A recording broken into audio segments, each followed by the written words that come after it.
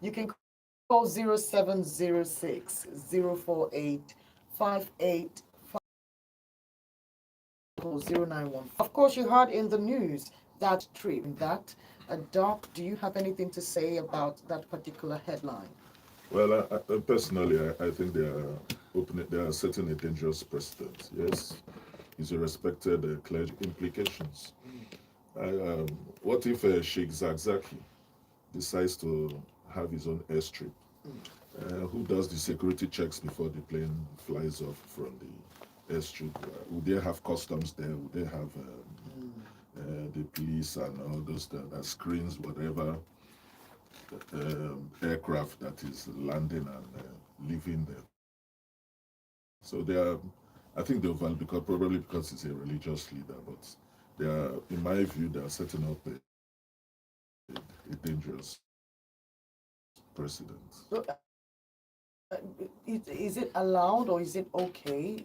Probably on our craft acts. I don't know all the details, but is it okay for an individual to have, you know? Back into run the airstrip, but I'm looking at the security implication of that. So that means other important members of society can also want I just gave Nick Movement of Nigeria. You know, it's a sect. Most Muslims in Nigeria are Sunni Muslims. Then they are discriminating against the individual. I don't have anything against Bishop Oyedepo. We all know he has private jets. He's afford to build airstrips and have private jets. So what's the criteria? If tomorrow the major decides to have his or Reverend Fufeyin or what if Adeboye tomorrow decides he also has a private jet and he's also a missionary? Agog with people throwing their reactions on this particular matter. Just in case you have something that you wish to say, you need to drop your comment, or reaction, or perhaps an analysis of the situation. Perhaps we're not getting it right here.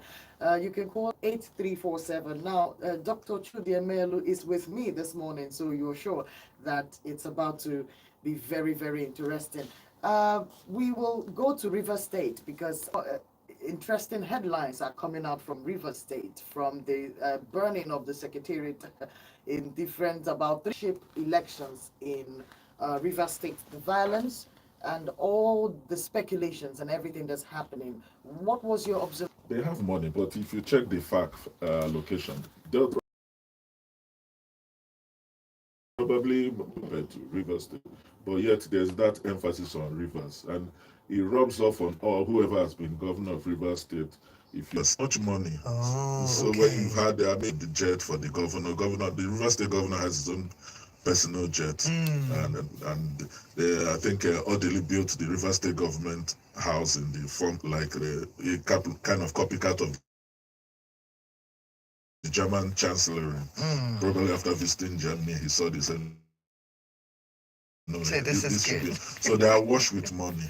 Okay. So and it comes yes, so Wike and Governor Simlaya Fubara, who was his what do you call it, accountant general when he was governor. So these are two men that know themselves inside out. Fubara was in charge of the finances of River State as accountant general, while Wike was governor. So probably handing over to the man that handled your money while you were governor seems to be the safest bet, and that's why Wike anointed him as his successor. But things did not really work out that way. I mean, if we flash back, I choose with Fashola on the 2019 election. Okay. And it was a shouting headline on the Sun newspaper 21st September. Fubara to resist it. But it's basically a question of interests and political. Although the governor can be fine. If the local government chairman, the commissioners cannot mobilize as much as the local government chairman. They are actually the foot soldiers in the constituencies for you. Okay. So that's where they hold the keys to the structure of any political machinery in his state. That's why the governors hold that local governments are running elections, and that some will say selections. they're running elections issue. I mean, I mean,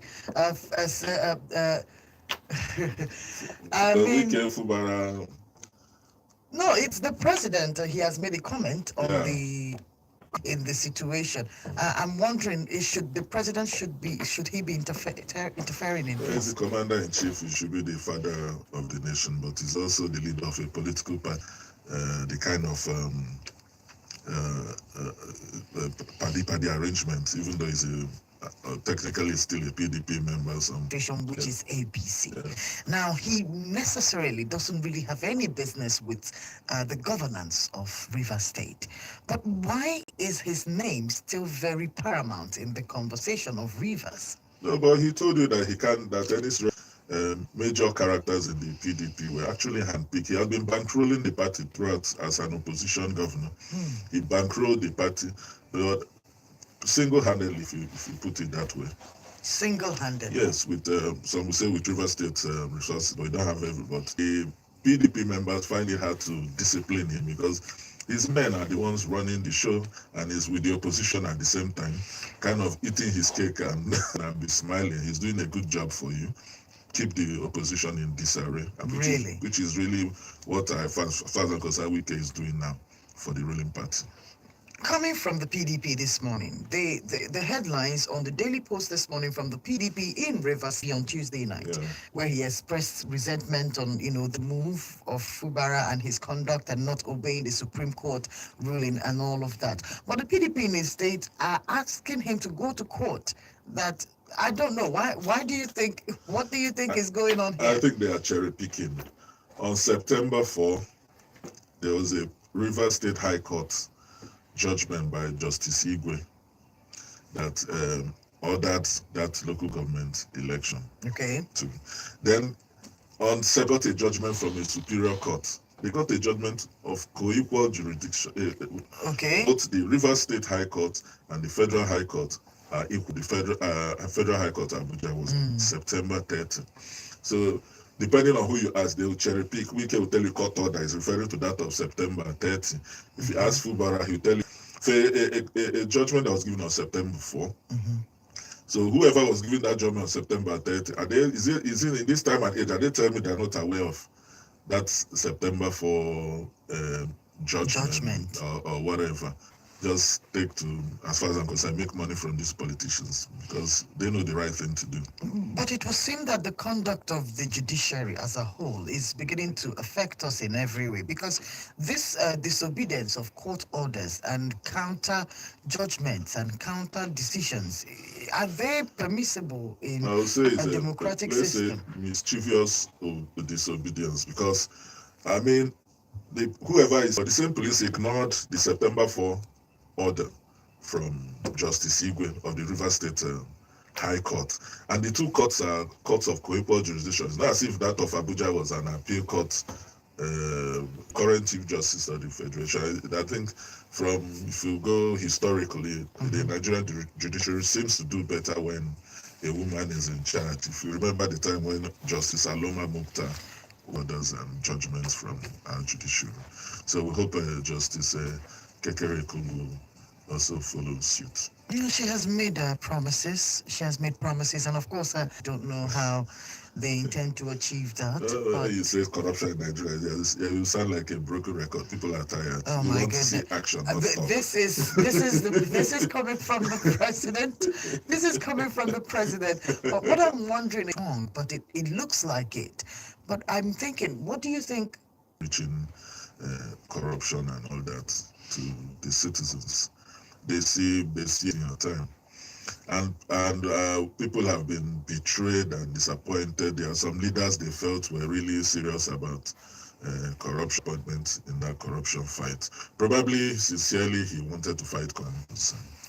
Wow. Now, speaking of corruption and fighting it, it seems that the Supreme Court, Enugu is involved. Most states in the southwest, in the southeast, or Imo State is involved in it. Ebonyi is involved. And other states in the north have run their due course. in the country. Why do you think so?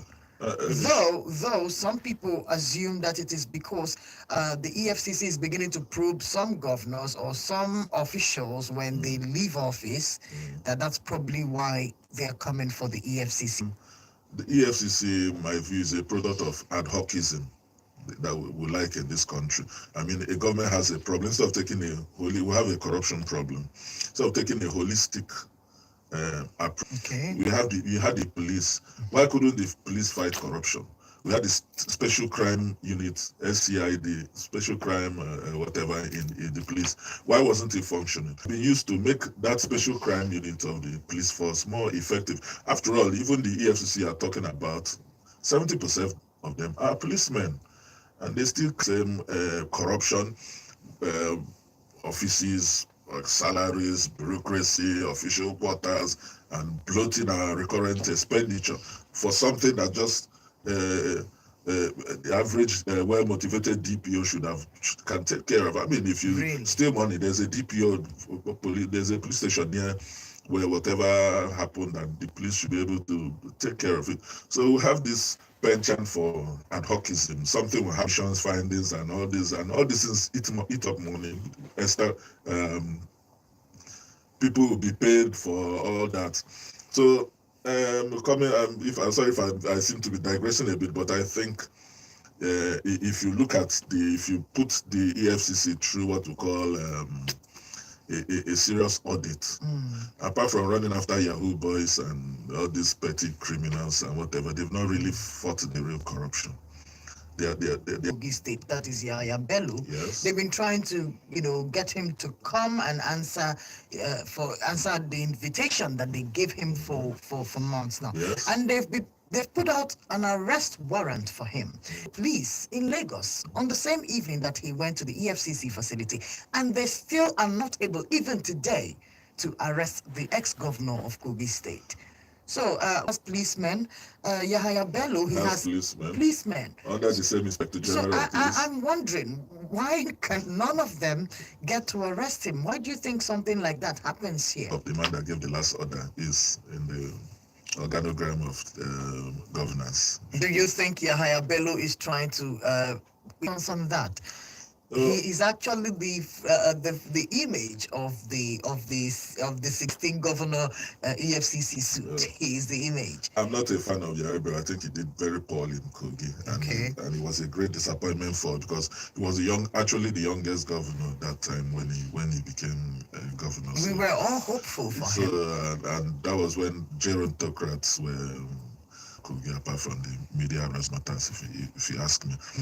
But the EFCC from time has been doing a shoddy job in investigating. I mean, you don't need to dramatize you see them, the unseriousness of the charges. If you put, why are you charging 117 charges, 100, and these people just want to play along and buy time and whatever.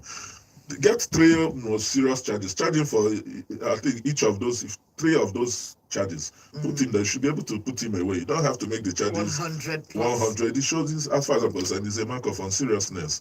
Some people would say that they just want to, as the case keep prolonging and whatever, some people get 10% behind and all that, and at the end of the day, the case will be dismissed for lack of the predict. Assumingly predicted. Yes, assuming eventually he is arraigned. Okay. I can almost bet that a medical report will come in telling you that he has to go overseas for he will seek permission to go overseas for urgent medical attention, as most of our big men always just fainted at the heat of the moment. So then the case keeps on getting adjourned until people get they just go after. You only see them serious with Yahoo boys and inconsequential criminals, as far as I'm concerned. Yahoo boys, they go to school hostels. That particular behavior of the raids, where they go to hostels and hotels and schools and people's homes. You have to show walk-ins. They want to show that something is happening. That they are once in a while, you just round up some contract for street light in Abuja. why? Who collected the money? How come sorry, for CCTV in Abuja? Where is he? Why is his name such a mystery? Those are the things the FCC should be after. Okay, even in this petrol scarcity, before the removal of subsidy, somebody was putting in the records that our daily PMS consumption was about over 60 million liters per day. After the removal of subsidy, as the months went, it came down to 40 something. Now currently is about just above 30 million liters of PMS per day. So did our petrol consumption just reduced by 50%? There's a fraud somewhere. Somebody has been bloating up those figures. Those are the things the FCC should be going after, and not disturbing us about some Yahoo boys that are doing petty crimes with laptops and all that. Well, this is High Voltage on Volt 104.3 FM. You're listening to Dr. Chudi Emelu. He is a public affairs analyst. And this morning we are looking at some of the headlines. We've gone from River State to the airstrip of Bishop Oyedepo. We've taken reactions and comments on these headlines. You too can join the conversation by calling into the studio or sending us a text message or a WhatsApp message. You can call 0706 048 5853. You can also call 0915 570 8347.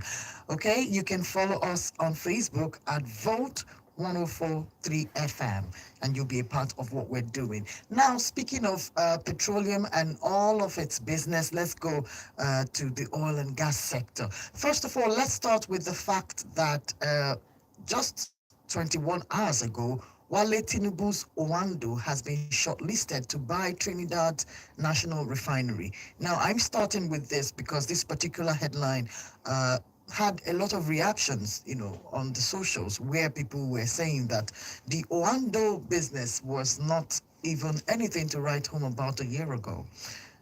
I don't think so. It was a big business. It was big even before this administration. Yes, even before, yeah. Okay. So, is it? It's a lot of progress for them to be shortlisted to buy another refinery, a national refinery. First time. The other Nigerians that have diversified, Atoeze has interests outside the country. Emeko Ofotu. So Wale Tinubu going into Trinidad and Tobago is not news for Nigerian oil big shots. All right. Having said that, let's go to the real business. The NNPC is ending its exclusive purchase agreement with Dangote Refinery, opening the space up for more marketers to, come in and, free will do their business with the Dangote. And what do you think that means for the petroleum market in Nigeria presently? Well, it's good news, but the more the merrier. So there'll be a bit of more competition. Although in this oil business, they operate a kind of like a cartel, decide among themselves what they're going to sell. But before, when NNPC was the sole intermediary for those products, there's what they once in a while they do what they call bridging. I mean, if you are in Kaura, Namoda, or Meduguri, and you're lifting from Lagos, it's not the same as somebody that is lifting from Ogun. The distance and the diesel, and because they all use tankers. So NNPC tries to bridge those costs. And because of the state of our economy and most things are dependent on the naira to dollar ratio, there's a lot of pressure on NNPC. So this keep kind of inviting more players and letting market forces take care of it kind of lessens the burden on NNPC. It's not going to automatically translate to a price crash. Oh, really? No, it's just marginally based on the competition, but it's not good. People should not expect the price to crash because more people. The factors that are making the prices higher are still there. So. The factors. All right, we will come back to you, Doc. But we realize that some people are trying to get us on the phone. Please, the phone lines are open. You can call in now to share your thoughts with us. We want to hear what you think about these headlines. Good morning. You are welcome. Good morning, sir. Yes, we can hear you. How are you?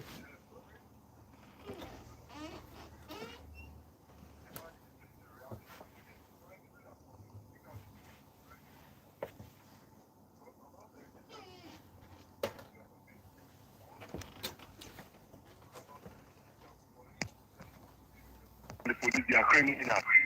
Because what they are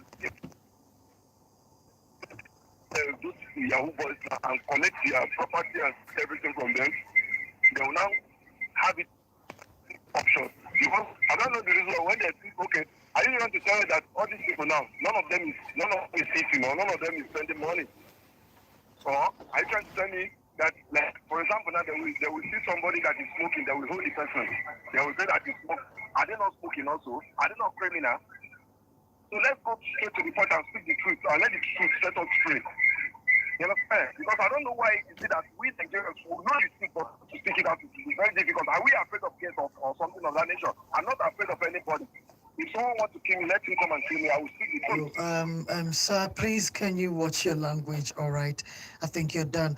Okay, let me remind you that while it's okay to share your views on the program, I will encourage you to please keep your comments clean, simple, and civil so that we don't break any rules. And if you do speak in not so civilized way, I will be forced to cut you off. But you're welcome to come and share your views with us this morning. You can call our phone lines. You can also send us a text message or a WhatsApp message 0706 048 5853. You can also call 0915 570 8347. Now, the DSS has mentioned that they will be going after marketers who do not comply with market prices. I don't know if they've decided already, but I've heard this in the past, okay? But how do you think this will apply in the present time? I think they should go and look for better things to do. Oh dear. Oh dear. Oh dear. Oh dear. Oh dear. I mean, Why do you say so? the DSS. What I mean, do you see the FBI running after petroleum? All this. I mean, we should get serious in this country. We have more serious issues for DSS to handle.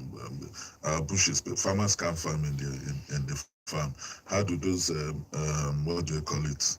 Those bandits or terrorists or whatever. How do they get their supply of But it arms? seems that the police, this is not their jurisdiction. It seems this DSS, is Department of State Security. it's more of protesters and No. It's because over the years, our security forces have tended to confuse regime protection and state protection.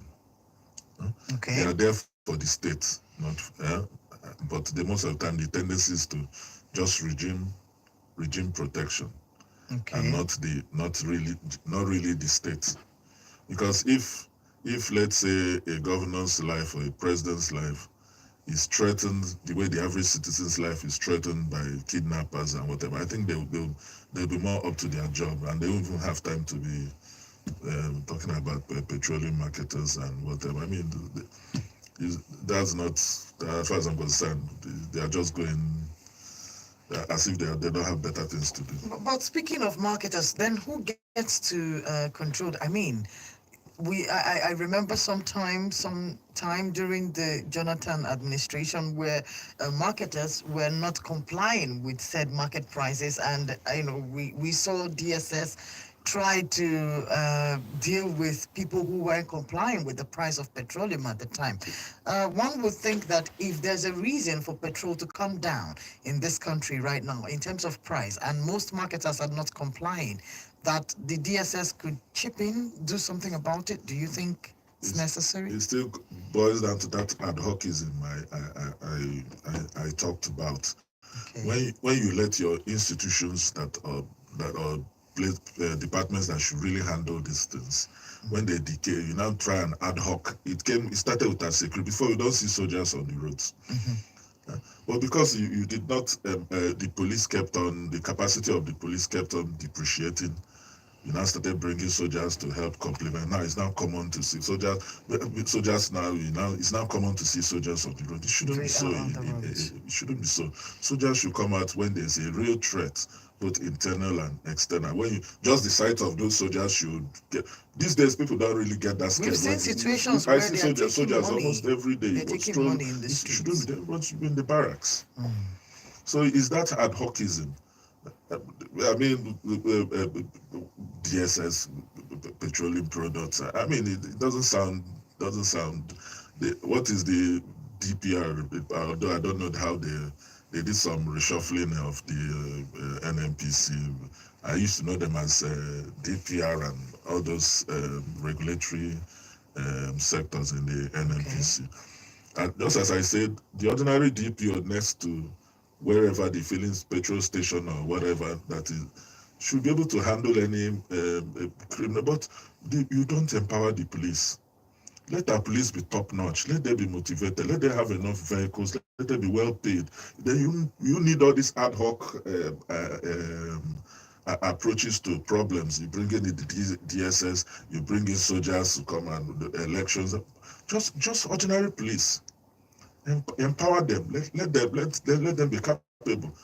The same thing just as I said about the EFCC. There was a special crimes unit in the Nigerian police. Why can't they handle stealing? Is stealing. Do you have to set up a special commission to take care of stealing? Let's talk to this caller. Good morning. Good morning, Rose. Good morning, sir. My special greetings to the doc. Doc, good morning.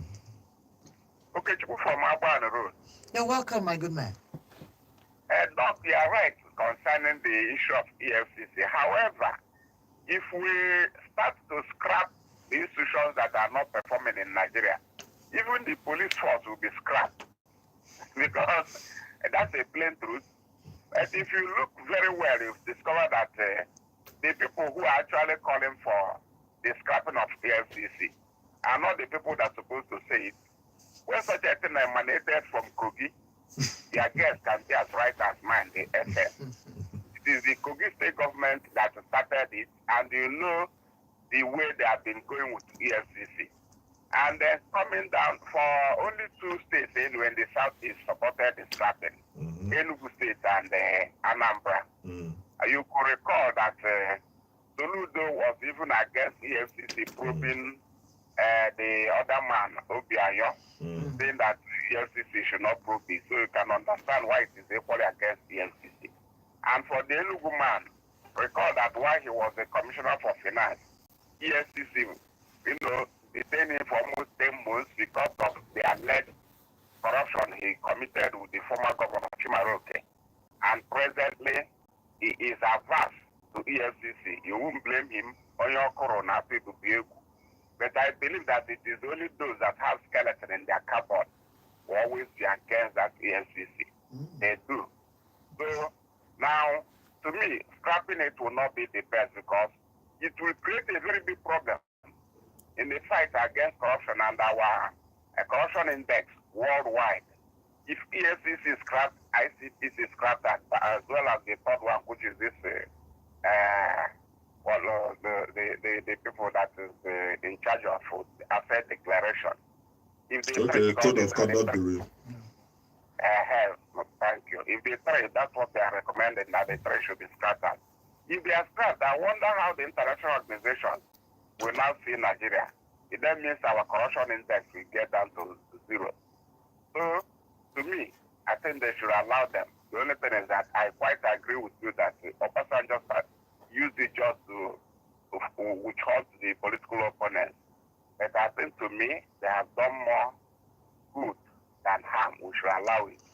What is happening in Rivers, if I have a little time to comment, I don't know whether it will give me a little time for that.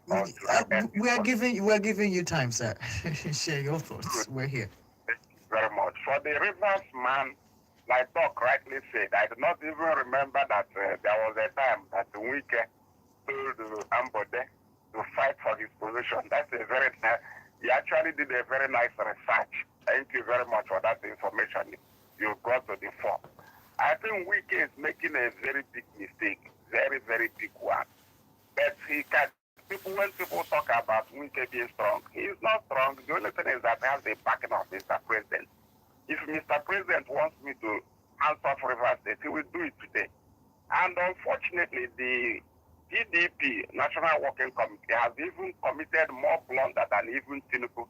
I wonder how they can now why they should allow Wike to be the PDP leader in Rivers State when we have a sitting governor like Fubara.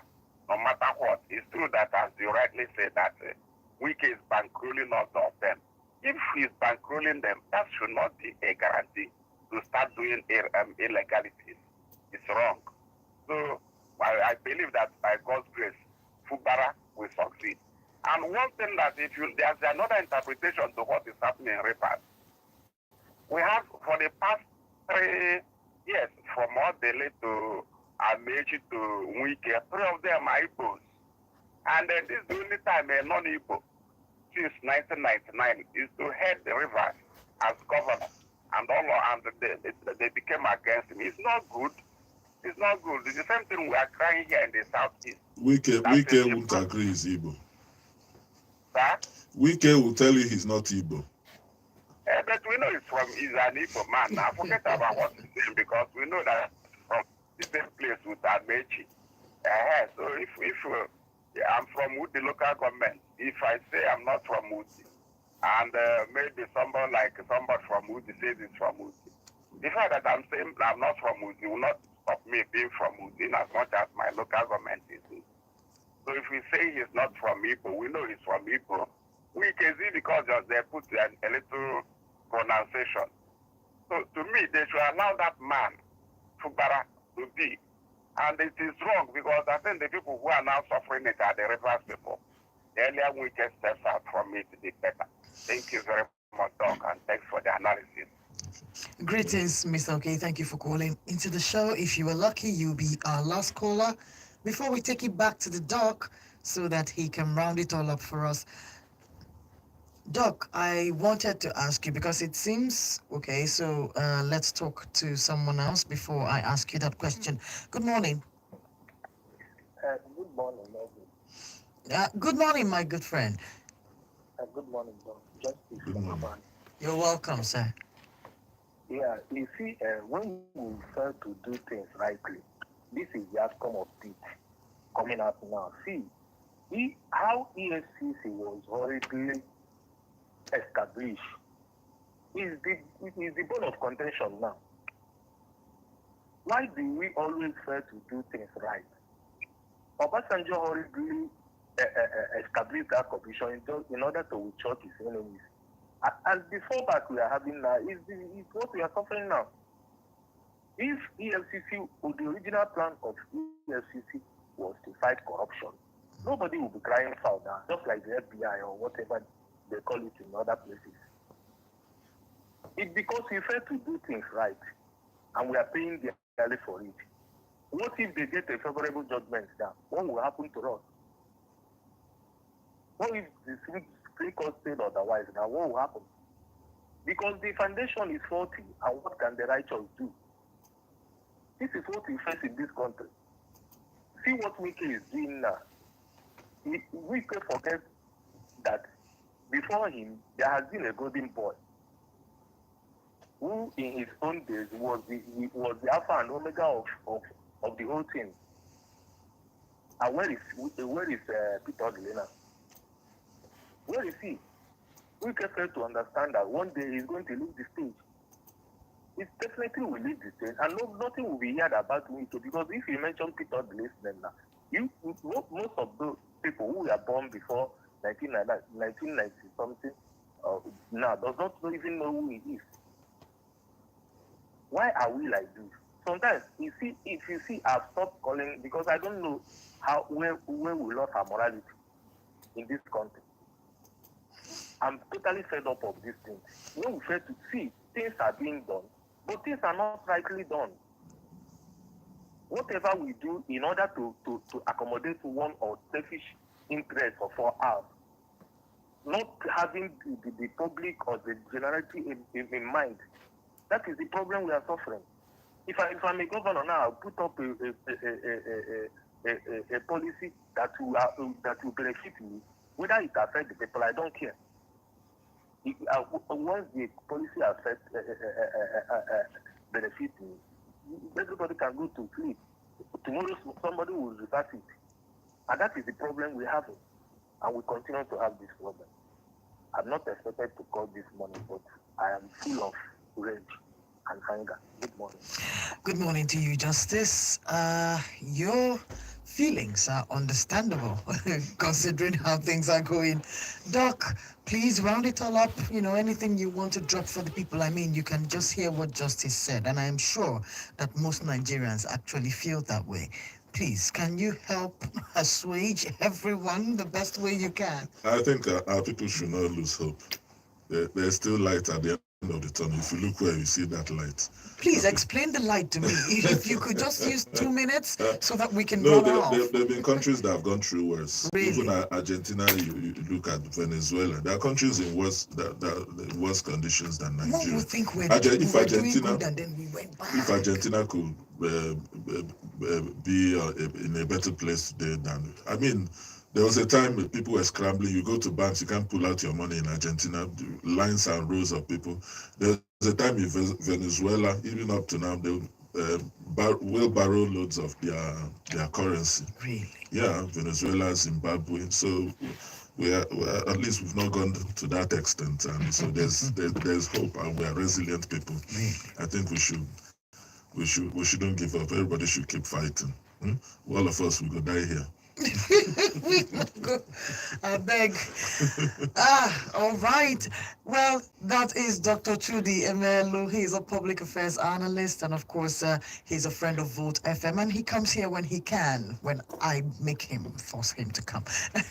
But I appreciate you for coming, Doc. God bless you. It was very interesting hanging out with you this morning, and I hope that you are able to see the light as well wherever you are this morning. Keep your hopes up.